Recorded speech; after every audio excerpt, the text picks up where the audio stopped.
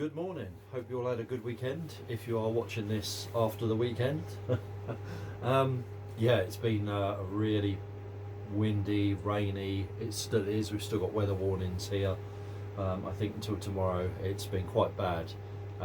If any of you are watching in, I think Northern Ireland and up towards Scotland, where you've had the red weather warnings, I hope you survived it, because it's been, yeah, it's been pretty bad, really.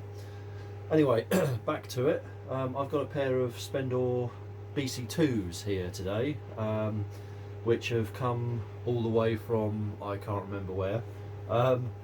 These have led a hard life. They were the PA speakers in a village hall. Can you believe that?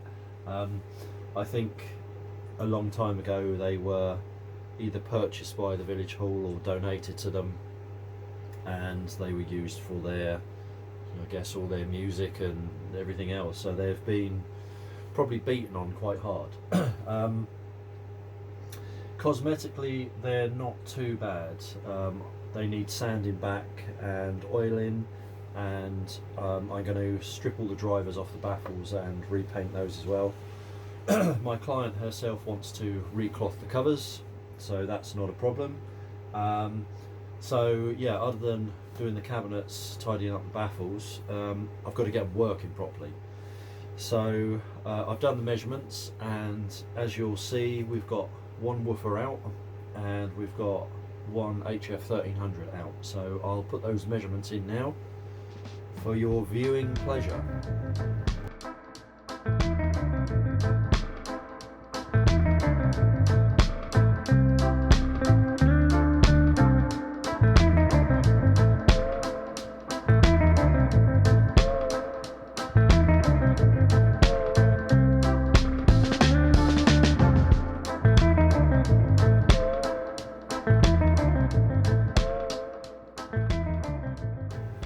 So as you probably saw, one woofer's not working and one HF 1300 isn't working. Other than that, not too bad really. The BC2 is obviously the later variant of the BC1, and they kept the HF 1300 and 16 ohm Coles super tweeter, which is a fantastic combination. I'm going to do a video on these two at some point, because yeah, it's just a winner. That tweeter is lovely. Just the upper harmonics, guitar plucks, cymbals, things like that, so delicate and precise. They really are a beautiful thing. But as the name would suggest, HF 1300 at 13 kilohertz, they just literally dive off a cliff. Married up with a Coles super tweeter, that range just extends way beyond 25 kilohertz, I think. So the headroom these have in the top end is fantastic. So the BC2 is basically a BC1.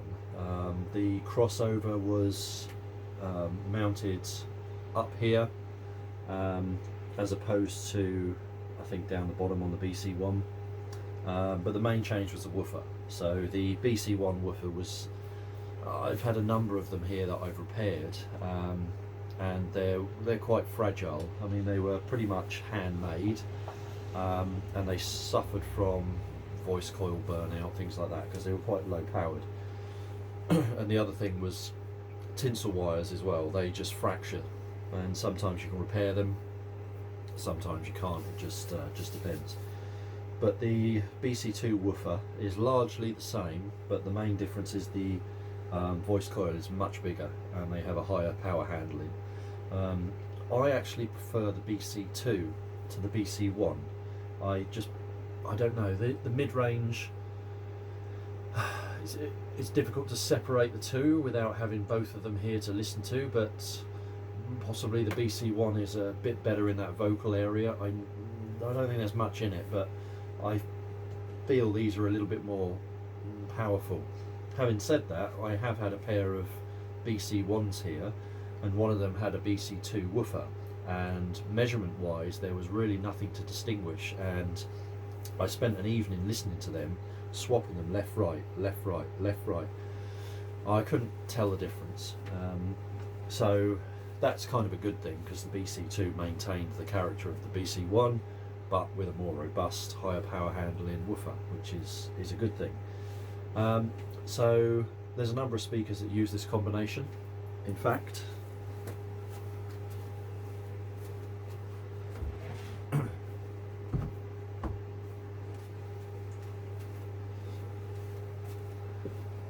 if you can just see these perched on the side, these are a very early pair of B&W DM4s.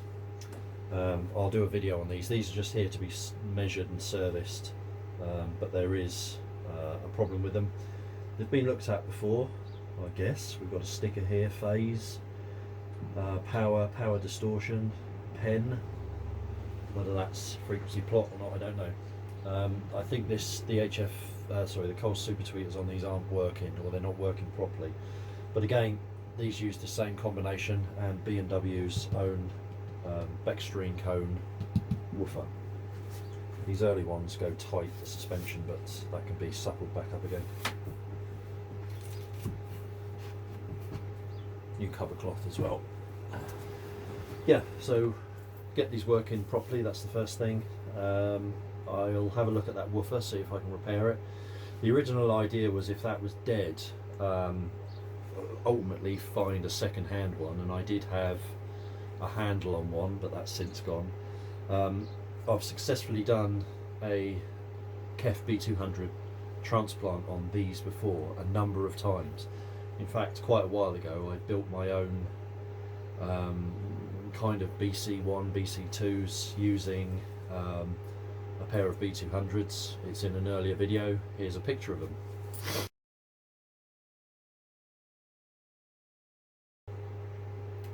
They sold for more money than a pair of BC1s goes for, and they were lovely. And I worked out the crossover modifications to integrate the B200, so that is an option. And things like the Celef PE1s that I've just had kind of worked on this Super Tweeter arrangement, although they were different, but with the B200. And those PE ones were pretty magical, actually. Here's a picture of them. And they're in some earlier videos. So yeah, I'll give you a quick look around these, because they've definitely led a village hall life. And we'll take them apart and see what's what. Okay, so quick look at the front of this one. So this is the one with no working HF 1300. I've got lots of them. So we'll replace that. I'll try and match it sonically with the one that's in the other. Our Super Tweeters are both working. We'll give them a bit of a clean though, because they've gone a bit oxidised. This is the one with a woofer that isn't working, so we'll have a look at that. And the cabinets themselves aren't too bad. A lot of scuffs, a lot of paint, but I think most of that will just sand out.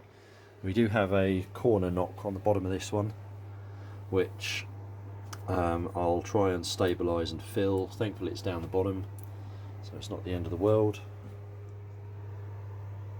But yeah, let's take a look inside.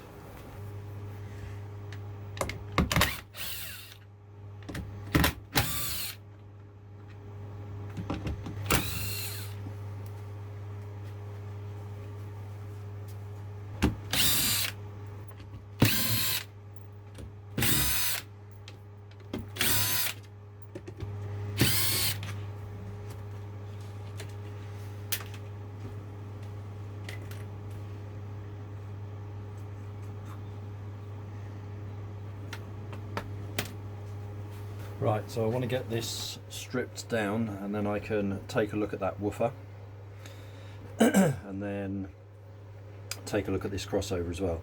They all look really good, all the components. The BC2 used better quality capacitors. The BC1 had lots of different things I've seen on them, but I'm not expecting there to be any issues with these caps. Certainly not the inductors.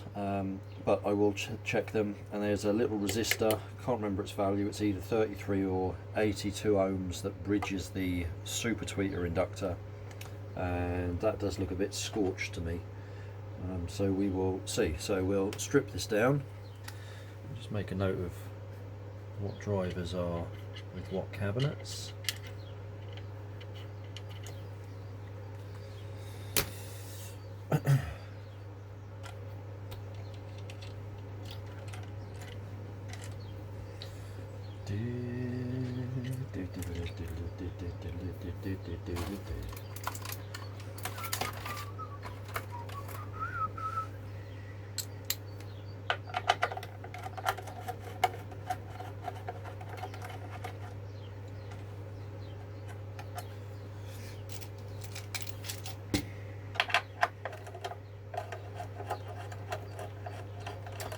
Yeah, I do very much like the BC2. Nice speakers. I would like to get a pair one day to keep in my collection. Like I say, I just prefer them to the BC2. They're just a bit more robust.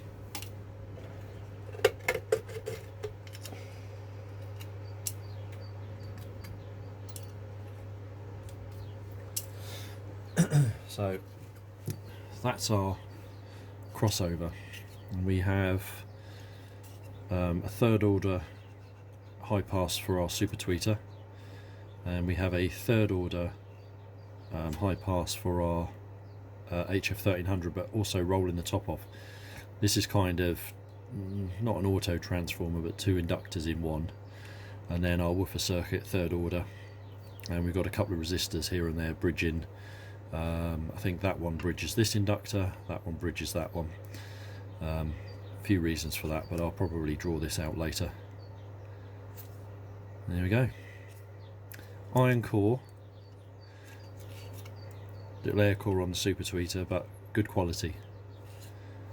I don't like interfering too much with speakers like this.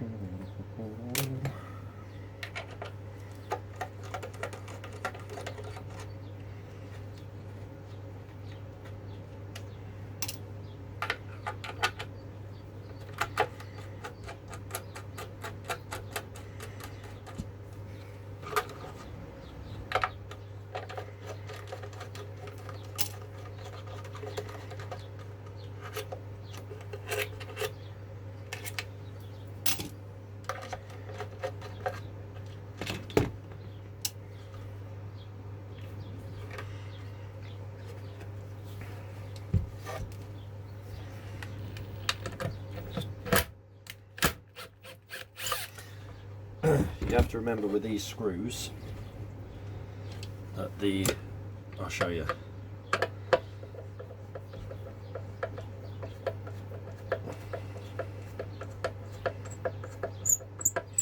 They're quite clever.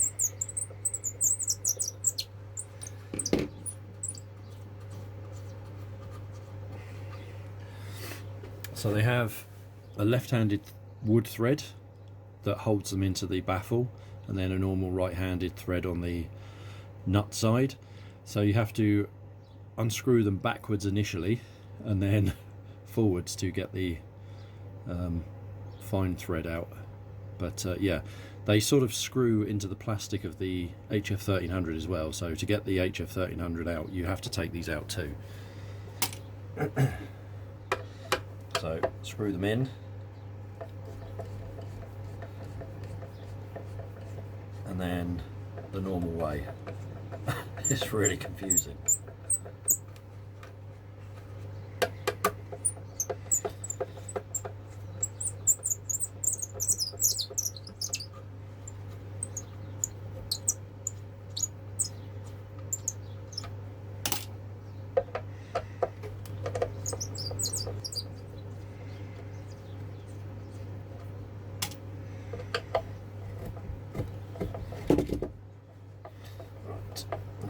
come out.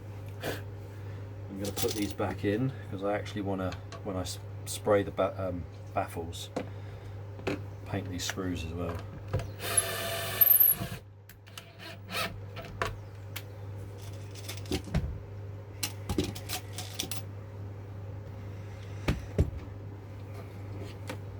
.16 HF 1300, that one's working.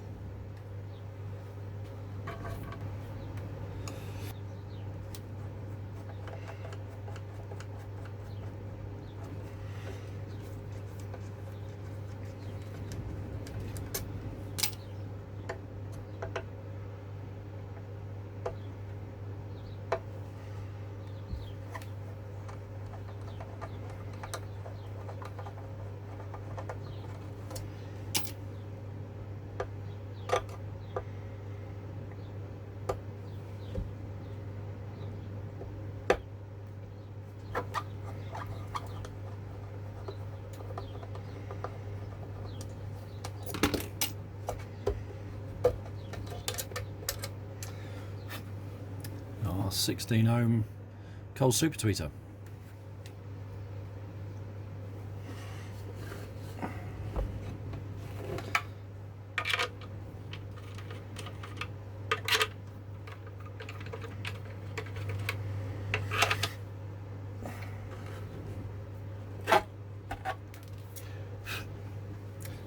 And our woofer.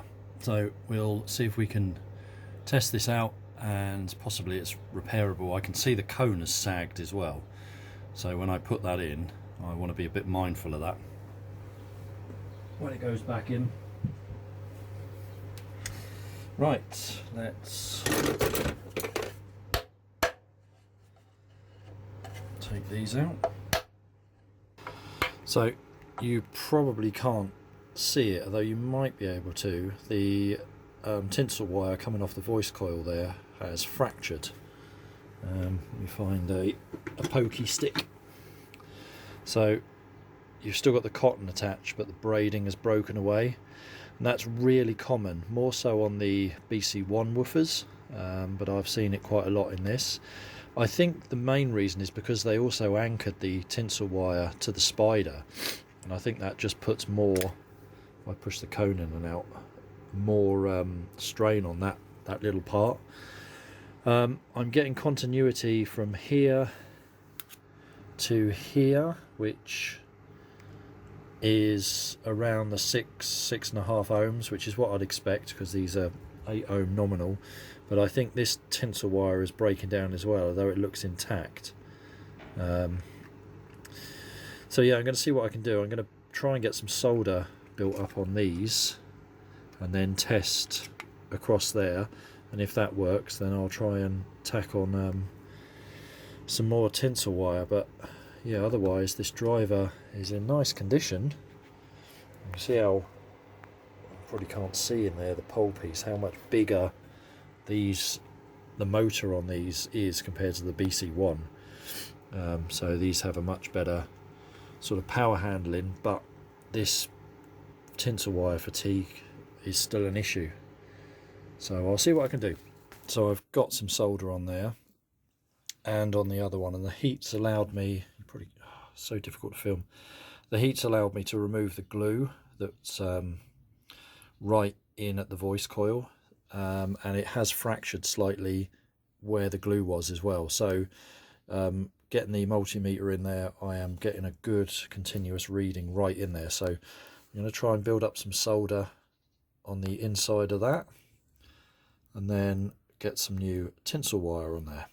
Okay, so I've salvaged some tinsel wire off another pair of Naka drivers and got it soldered on there now, and the DC resistance is testing fine at the end of those tinsel wires. So I'm now going to clean off the glue on the binding posts and get them soldered on, and then I can hot glue it like they did originally just to stabilize all the joints. But it's probably not going to be the prettiest repair, but it's going to be a perfectly functional working repair. So well, yeah, I can't say it's the prettiest repair I've ever done, but that is a working BC2 woofer. 6.9 ohms is perfect. So I will hot glue inside to stabilize those and around the binding posts on them, and then give it a really good exercise to make sure that nothing fractures again. But yeah, I think it's a fix. Take that apart, because this is the one with the HF1300 that isn't working. I've seen that sticker a number of times on the Spendor speakers, home market only. I guess they're more stable, refined woofers were used in studios, and I see that quite a lot, just where they've blasted in the cups for the covers, just split the chipboard out at the back. Whilst I take the other one apart, I'm aware of a conversion that some people do to these by Russ Andrews, and I believe he has two approaches to it, leaning on the fact that, you know, the design of these is sort of 50, 60 odd years old now. So the first approach is to use better crossover components. Like I say, these use iron core inductors. They could be air core, and the capacitors used, the resistors used as well, the wiring as well, could all be replaced and upgraded. So you're keeping the original values but upgrading the component quality. The other thing he seems to offer is a conversion where the woofer is played full range, and I think it's just one cap used on the HF1300. I don't think there's anything rolling the top of it off, because it is peaked up there, and a cap on the Super Tweeter, small value. So first order on both of them. I might be wrong, I've never researched it, but I think that's a terrible idea. Allowing this to play full range all the way up, right into its breakup modes and everything else, and then literally lopping the bottom off of these two. I mean, I'm sure the values have been chosen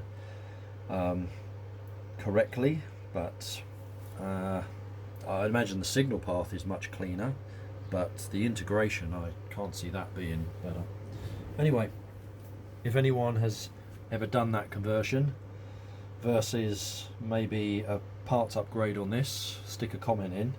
I know how cleaner these can sound with slightly better components, but they're not bad in the first place. Earlier BC1 cabinets had a real wood batten running all the way round. These don't. They are Baltic birch ply, and then they're veneered over the top, over the front and the back. So because of that, you can see that the chipboard is, the plyboard is exposed here, which means you have to be a bit more careful when you're sanding these down on the fronts. You can't be as harsh or brutal as you can with the earlier cabinets. But I'm going to sand this back so it's flush, and then get some filler on it, so later when I sand the whole thing, we'll sand off our filler. So before, they would have had something like this glued to the front, and then the veneer goes over the top, which is a process I'm using with my speakers. Just works well. Right, let's sand that out.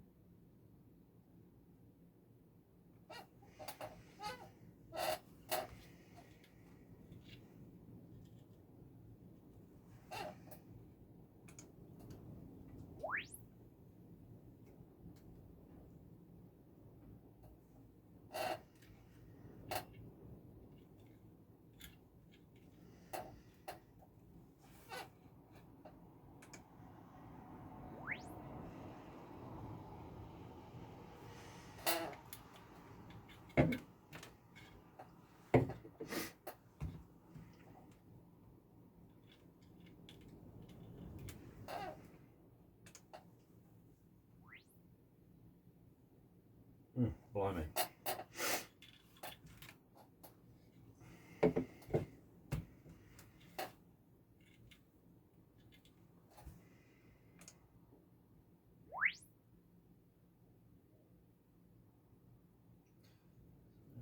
And 19.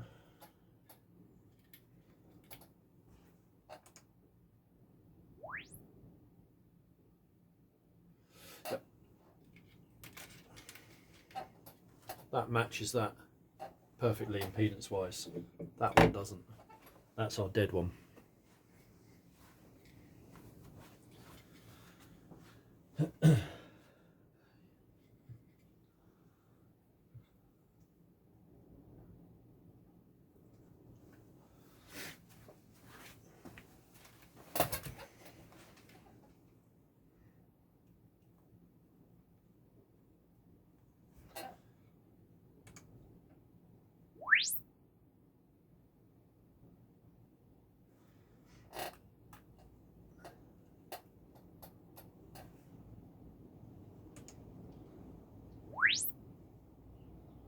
Nice.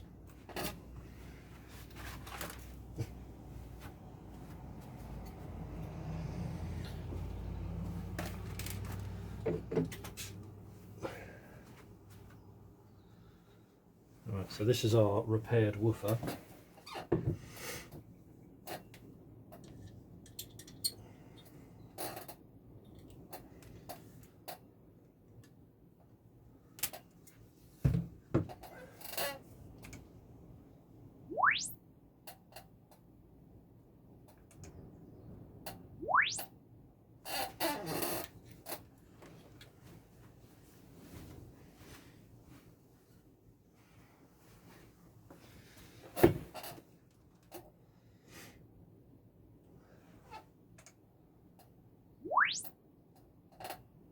Ah, bloody hell, perfect. Nice. Yeah, we're matching quite well.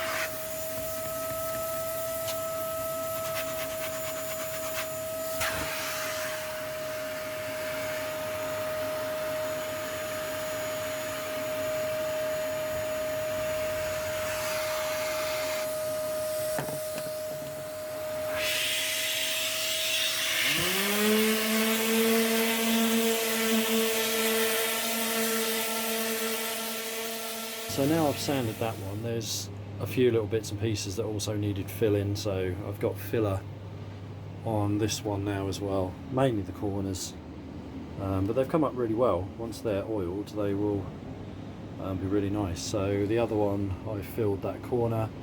I should have sanded that one first as well before I did that, but there you go, I've got plenty of other things to get on with. So yeah, baffles and rear panels are all done. So yeah, I think it's crossover time.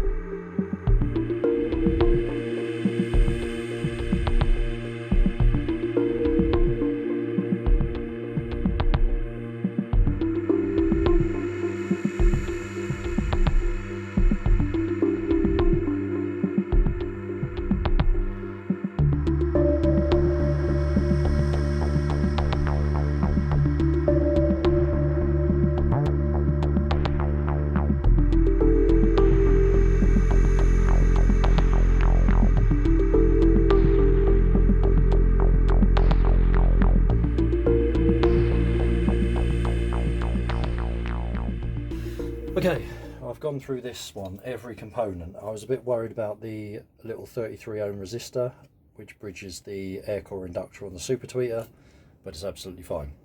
All these caps are within 5%, some of them 2, so these are polypropylene, no issues with them at all. Same with the resistors here as well, inductors, perfect. So yeah, that's takes 15 minutes to pull all this apart and test every component. Now to do this one.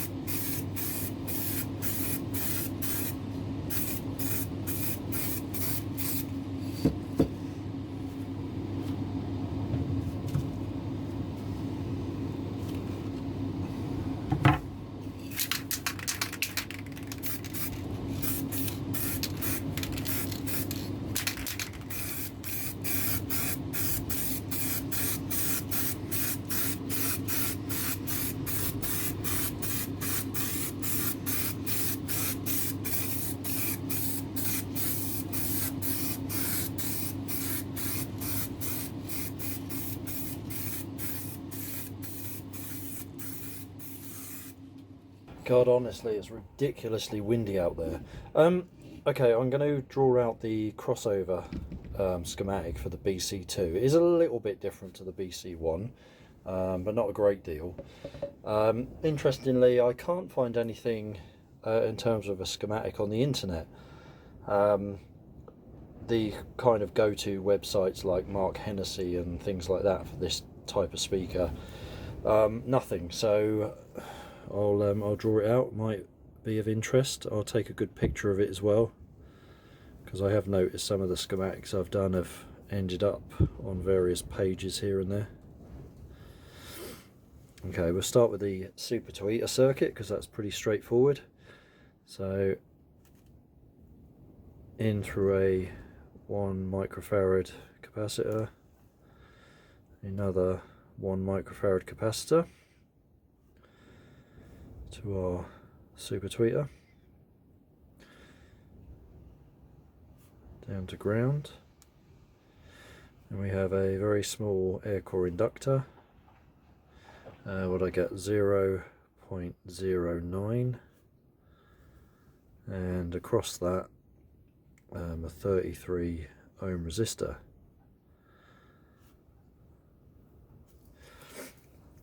And then on our HF1300, so these kind of use like this auto transformer on the mid circuit, or the HF1300 circuit.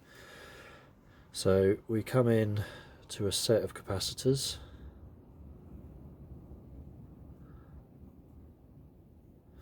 a 1 microfarad and a 1.5, and then we carry on to the first part of the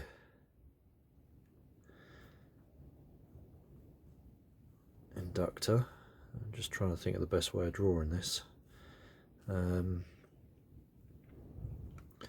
Come out not the middle, but from the center somewhere, through a 3.3 microfarad, and then to our HF1300, down to ground, and then we ground here. So this first section here, between here and here, is 0.02 millihenry. From here to here is 0.28, and then between here and here is 0.475 millihenry. So it's kind of two inductors. This part is limiting the how high the HF1300 plays, and then this is kind of the shunt inductor for the third order part of the filter. And then the woofer circuit, we come in through an iron core inductor, which is 0.97 millihenry. Not a huge value. That could have quite easily been an air core, 0.7 of an ohm, and bridging that is a 33 ohm resistor.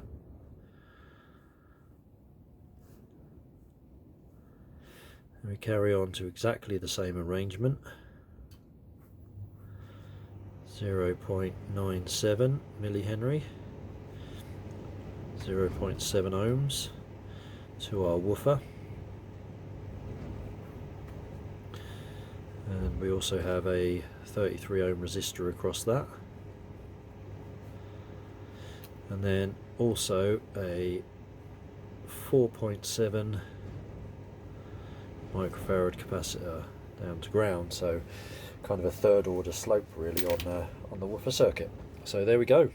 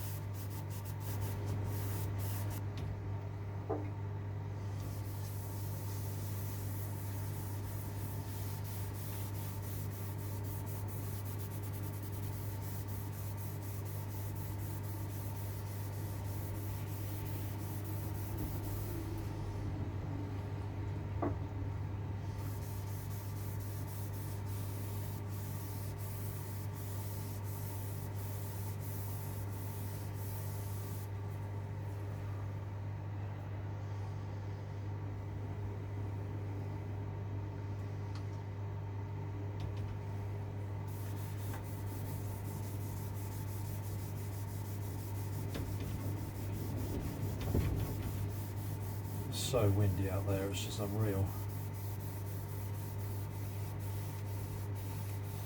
Yeah, so these have come up pretty well for a pair of old village bruisers. I hate to think the life these have led, what music's been thumped through them to the masses. I'm surprised we only lost one woofer, although that was not due to overdriving, that's just fatigue on the tinsel wires, which these woofers suffer from a lot. And yeah, an HF 1300. I'm surprised we didn't have a lot of cooked up crossover components and all sorts. Right, so these are back together. As you know, I sprayed the baffles black, so I've used some new black screws because the other ones were all rounded off and everything. But yeah, looking nice. So they've had one coat of Danish oil. They'll get at least another one, if not two. The back as well. New binding posts. There's a few places where the sanding has gone through the veneer previously, so I'll probably just colour that, and then when I oil it again it'll all match in. But yeah, considering what we started with, I think we've ended up with a decent pair of speakers. So in part 2 we'll do all the measurements, have a final look at them, and if I can, I'll get some sound clips. Okay, cheers.